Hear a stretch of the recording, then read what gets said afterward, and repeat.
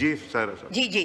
अच्छा, उसके जो कुछ चीज़ें पता चली स्पीकर साहब, इस दुनिया के साथ हमने वो किया पिछले 150 साल में जो 1000 साल में नहीं हुआ, और उसके बाद 1992 में एक रियलाइजेशन हुई और एक ट्रीटी साइन की गई, और फिर 1996 में रियो डी जनेरो में कॉन्फ्रेंस हुई जो UNFCCC ने की, और उसमें ये डिसाइड हुआ कि जो ज़ाहिर अमीर मुल्कों ने तो जो इंडस्ट्री लगाई थी या जो कुछ भी था, सो हम जैसे ममालिक के लिए कि आप ये करें आपको कार्बन पॉइंट्स मिलेंगे, और बहुत सारे ममालिक में जिनमें पाकिस्तान भी है हमने बहुत सारे फंड्स लिए भी, लेकिन बदकिस्मती से मेरे नज़दीक वो सिस्टम भी करप्ट हो गया।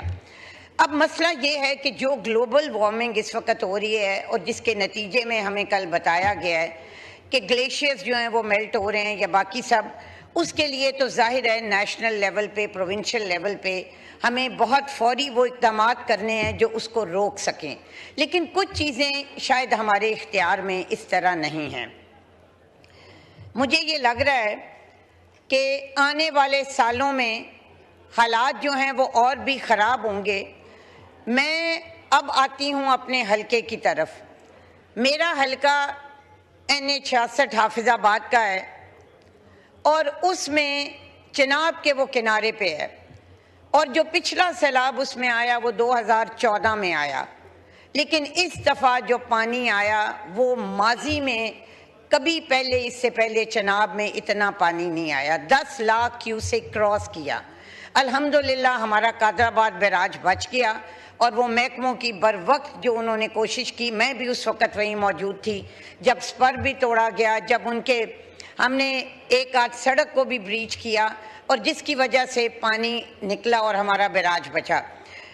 स्पीकर साहब, मेरी गुजारिश ये है कि इस सैलाब के बाद बहुत सारी चीज़ें सामने आईं। 2 चीज़ें जो कि इस वक्त हम फेस कर रहे हैं क्लाइमेट चेंज में, एक सैलाब है जो रवायती अंदाज में होता था, दूसरा क्लाउड बर्स्ट है।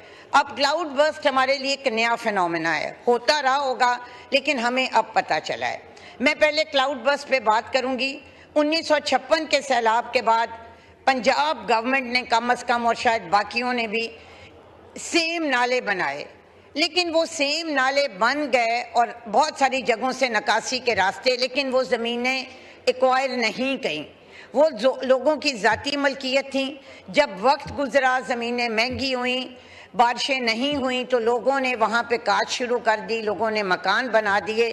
सो इंशाल्लाह पंजाब गवर्नमेंट से मैंने टेकअप किया है कि अब उन तमाम गुजरगाहों को वो दोबारा एक्वायर करें और उस चीज़ का हम कोई सद्देबाब करें कि किस तरीके से चीज़ें बेहतर होंगी। अब सैलाब है, अब सैलाब जब आता है, चिनाब का ये करैक्टर है कि जितनी तेज़ी से पानी जाता है ना, उसी तेज़ी से वो वापस आता है।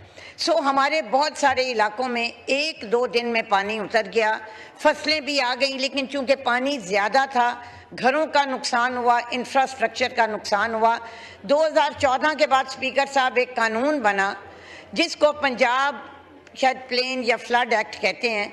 उसमें ये कहा गया कि जो पेट है दरिया का, उसके साथ जो इलाके हैं वहाँ पे कोई इन्वेस्टमेंट नहीं होगी, कोई इंफ्रास्ट्रक्चर नहीं बनेगा, फसलें चलें आप लगा लें, लेकिन बदकिस्मती से उस पर भी अमल नहीं हुआ।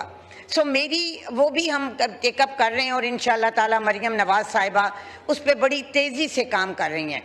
हमारा कुछ इलाका स्पीकर साहब बिल्कुल मोटरवे के साथ है।